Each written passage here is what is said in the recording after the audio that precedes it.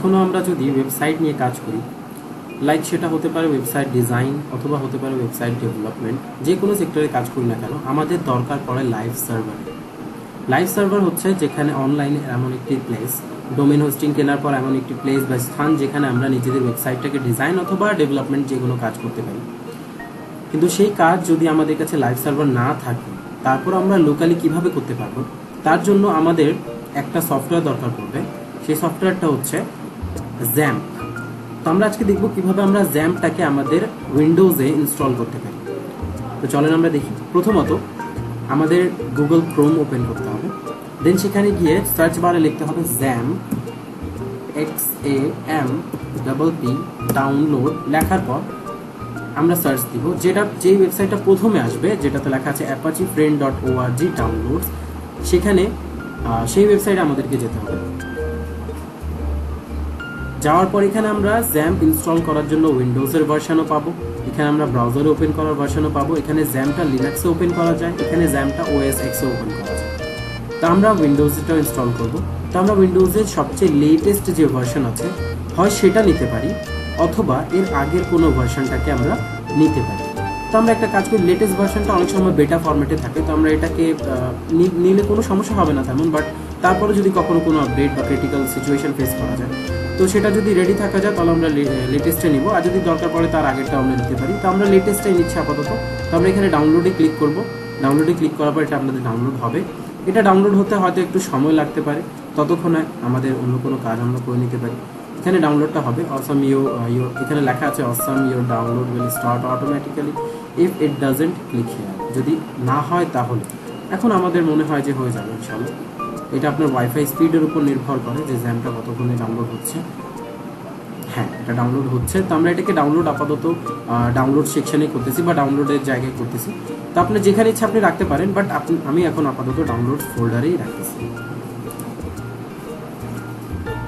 যে যতক্ষণ এটা ডাউনলোড হচ্ছে ততক্ষণ আমরা একটু অন্য কোনো কাজ করে আসি। তো আমাদের জ্যাম্প ডাউনলোড হয়ে গেছে। আমি বলেছিলাম যে ওয়াইফাই স্পিডের উপর নির্ভর করে কত সময় লাগবে। তো আমার ওয়াইফাই স্পিড মোটামুটি ভালো ছিল, যার কারণে কম সময় হয়ে গেছে। এই যে আমরা দেখতে পাচ্ছি ডাউনলোড অপশানে জ্যাম্পের EXE ফাইল ডাউনলোড হয়ে গেছে।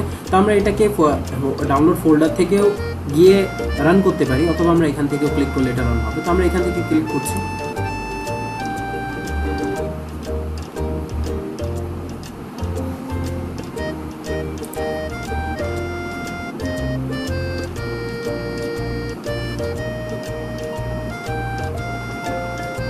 তো জ্যাম্পের পারমিশন দেওয়া লাগছিল, তো আমি পারমিশনটা দিয়ে ফেলছি।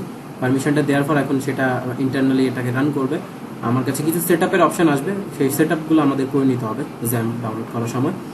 অবশ্যই এই সেটআপগুলো করার সময় কেয়ারফুলি করতে হবে, না হলে অনেক বেশি প্রবলেম হতে পারে, অথবা জ্যাম্পের যে ফাইলটা আছে ওটা ক্র্যাশও হয়ে যেতে পারে, অথবা অন্য কোনো লোকেশনে চলে যেতে পারে, যেটা পরে অ্যাক্সেস করা অনেক বেশি কঠিন হয়ে যেতে পারে। তো আমরা একটা কাজ করব, এখানে সাবধানতার সাথে কাজ করব। যেমন এই যে আমার এখন সেটআপটা শুরু হয়ে গেছে অলরেডি। তো আমরা কিছু ওয়েট দেবো, এখানে কিছু ওয়ার্নিং দেবে, important because an activated user account control on your system some function of jump are possibly restricted. এটা হচ্ছে আমার এখানে আগেও ডাউনলোড করা ছিল, যার কারণে এই অপশনটা দেখাচ্ছে। তো আমি যদি চাই তাহলে মিসিং রাইটিং প্রফেশন দিতে পারবো, অথবা এখানে যে ইম্পর্টেন্টসগুলো আছে আমাকে, ওকে আমি এগুলোকে অ্যাকসেপ্ট করতেছি, সমস্যা নেই। ওকে আমি অ্যাকসেপ্ট করে নিলাম। এখন এখানে যে সেটআপ ফাইলটা আসছে, এই সেটআপ ফাইলটা দিয়ে আমাদেরকে সেটআপ করতে হবে। নর্মালি আমরা এখানে ওয়েলকাম টু জ্যাম্প সেটআপ উইজার্ডে চলে যাবো। তো এখানে নেক্সটে ক্লিক করবো। নেক্সটে ক্লিক করার পর আমার কাছে লোকেশন জিজ্ঞেস করবে, এখানে যা আছে যেমন আছে সব কিছু আমি ওকে এভাবে রাখবো, রেখে দিয়ে আবার নেক্সটে ক্লিক করব। সে আমাকে লোকেশন জিজ্ঞেস করবে। তো আমরা ডিফল্টভাবে এটাকে সি ড্রাইভে রাখবো, লোকাল ডিস্ক সি ড্রাইভে রাখবো, যেটা আমাদের উইন্ডোজের ডিফল্ট ড্রাইভ থাকে সেটাতে আমরা রেখে দেবো। এখানে যা আছে নর্মালি রেখে আমরা নেক্সটে ক্লিক করবো। তারপর ল্যাঙ্গুয়েজ যেটা আছে আমরা ইংলিশ ল্যাঙ্গুয়েজে রাখবো, অন্য কোনো ল্যাঙ্গুয়েজ সিলেক্ট করবো না। তো আমরা এখানে ইংলিশ ল্যাঙ্গুয়েজ রেখে নেক্সটে ক্লিক করতেছি। হ্যাঁ, সেটআপ হচ্ছে। এখন এই সেটআপটা হওয়া পর্যন্ত আমাদের একটু সময় হয়তো লাগতে পারে। এখানে আবার আমাকে একটু নেক্সটে ক্লিক করে দিতে হবে, তারপর সেটআপটা স্টার্ট হবে। হ্যাঁ, এবার ইনস্টলেশনটা স্টার্ট হয়ে গেছে, প্রিপেয়ার করতেছে ইনস্টল করার জন্য, সব কিছু হবে। তো আমাদের একটু সময় লাগতে পারে এখানে, ততক্ষণে আমরা অন্য কোনো কাজ করতে পারলে অন্য কোনো কাজ করে আসতে পারি। তো আমরা একটু অন্য কোনো কাজ করে আসি।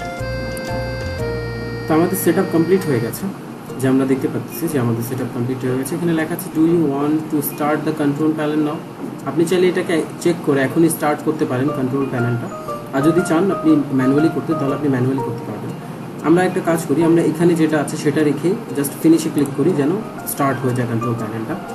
যখন সেট আপ কমপ্লিট হয়ে যাবে এবং সব কিছু ঠিকঠাক মতো কাজ করবে তাহলে কন্ট্রোল প্যানেলটা অটোমেটিক্যালি ওপেন হবে, যেহেতু আমরা ওই অপশনটাকে চেক করে দেন ফিনিশ করেছি। তো সেটা ওপেন হোক।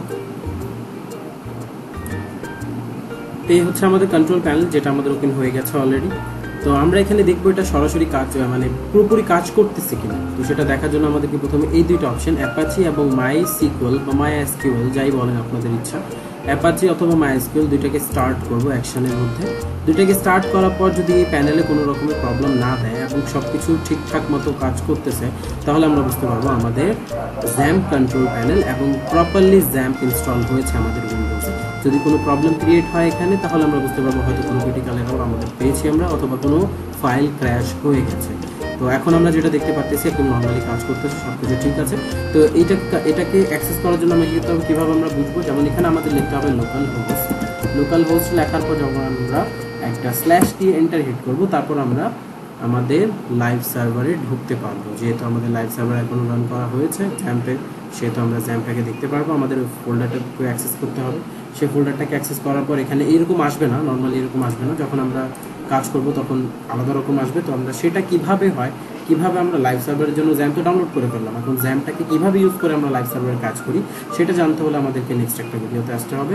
আর নেক্সট একটা ভিডিও আমি বানাবো যদি আপনাদের দরকার পড়ে, আর যদি দরকার না পড়ে তাহলে বলবেন, ঠিক আছে আপনারা যদি পারেন সব কিছু ওকে আছে।